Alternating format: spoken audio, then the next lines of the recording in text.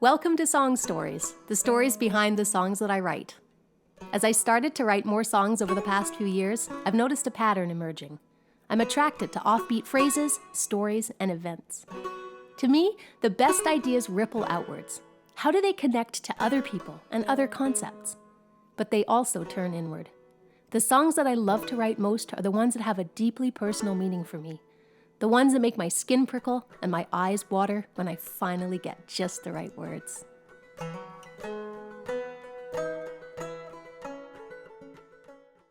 The song that I want to talk about today is called Death Bloom, and it's a song that I wrote back in September of 2020. And the reason I wanted to talk about this one and kind of kick off this little series with this song is because I love the combination of two very different ideas that came together to make the story of Death Bloom.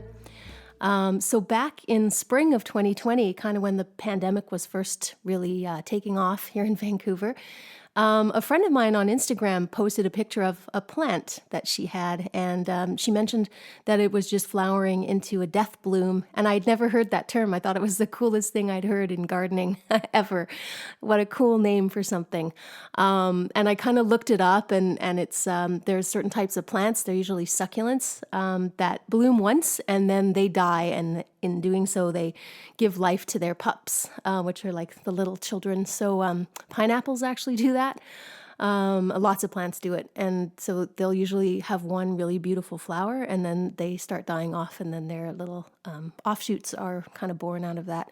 And I just loved that idea. And I wrote the term down on a Post-it note, and I stuck it to my desk for a long time. I was playing a lot of clawhammer banjo back then, and I figured I might write an instrumental, actually, that it would be a cool name for an instrumental tune. And then I just kind of left it on my desk. For some reason, I didn't get to it for a long time. I just kind of wanted to wait till the right moment for that one. And eventually, in September of 2020, I went to Gabriola Island, where I stayed with some friends, and I did a week-long songwriting retreat, where all I had to do was get up in the morning and go to a little 10-by-10 cabin and write and play music all day, and it was just heaven. And I took with me an almost totally empty blank book. The only thing I'd written inside of it were some ideas that I wanted to turn into songs while I was there. And early on, it might have been the first full day that I was over there on Gabriola, I started writing Death Bloom. And I kind of started writing it about a mother and, kind of how a mother gives up everything for her children, basically. And of course, I have a really great relationship with my mom, and we're very close, and it was actually making me really teary to write it. But it just felt very sentimental. I couldn't get into it properly. And so I actually put it aside, and I went for a run. And I ran away from my friend's house and into the woods close by on Gabriola. And as I ran, I started to feel a little bit spooked. Even though Gabriola is a very safe island, I had been listening to a podcast not long before that. And the podcast, it's a really excellent series called Island Crime. It's by a CBC reporter whose name is Laura Palmer. And the first season, the whole season had been about a woman named Lisa Marie Young, who lived in Nanaimo, and she had disappeared about 20 years ago now. And she was never found to this day. And it's a really haunting podcast. She did some really good interviews with people who knew Lisa, with her family and her friends. And it was just a very, very well-researched and well-done podcast. And it really stuck with me.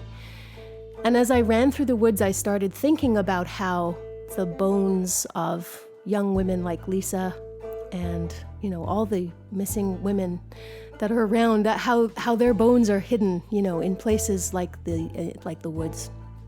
And of course, that was really creepy. And so as I ran, I started thinking about a young woman running through the woods wearing a red dress, and she was in danger. And even though I knew that I wasn't in danger, it was just kind of giving me chills. So I remember the lyrics actually started coming really fast. And I remember I had my phone on me because I was running, and I had my running app on. And I remember going down to the beach and sitting there and writing, typing the words into my phone. And I think about 80% of the words came in a really linear fashion, which they don't always, and it came really fast. The verses are really short, and there's only 4 of them. It's a short song, and the first verse was kind of from the point of view, it's a bit ambivalent to me. It could be the killer, or it could be just the forest kind of watching, and it was just kind of this really sort of insistent monotone. It was like, pretty little girl in the red dress, your makeup's running, your hair's a mess. That kind of thing was just a very like almost monotone. It had a kind of rhythmic drive to it, but it wasn't very melodic. And yeah, so the first verse was that, and then the other verses are more kind of from the point of view of the people who were left behind, because I think that's where the podcast Island Crimes kind of really hit me, was that, you know, it was just all the people that were left wondering. And in this particular case with Lisa Marie Young, people knew a lot. There were a lot of suspicions, there were a lot of rumors, there were a lot of stories, but people were afraid to talk. And so it was kind of a combination of that and just the loss that people would feel if they lost someone they loved like that in the most horrific way.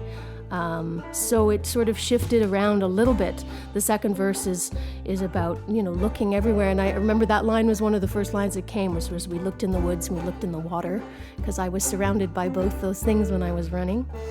And then the third verse was sort of more about the rumors that had flown around with the Lisa Marie Young case, like everybody's talking but there's nothing to tell, stuff like that. And then just the last verse, I figured I needed to kind of make more of a reference to the actual death bloom. So it was, beautiful girl, pretty little flower, only bloomed once, then it all went sour. And the title of the song itself, Death Bloom, just comes in the chorus. So the verses are very monotone and very kind of insistent, and then the chorus kind of is more of a cry. Oh, where'd you go, death bloom? And that's basically how the song came together. It came together very fast. It was like all of these ideas had been sitting around for quite a number of months in my head, and then when the song started to come together, it all coalesced really quickly, which is kind of magical when that happens, and it doesn't happen always. And the song itself is very simple. It's like 3 chords. It's banjo driven mostly. There was just banjo and some bass, I think. And it's one of my favorite songs that I've written, definitely in the last few months. I like singing it. It kind of still gives me a chill when I sing it, because I just love the idea of how these things came together, and also just the spooky undertones of it. Just kind of send a chill down me. So if you want to check out the song, the link is at the end of this video. You can click on that, check it out, and tell me what you think. I hope you enjoy it.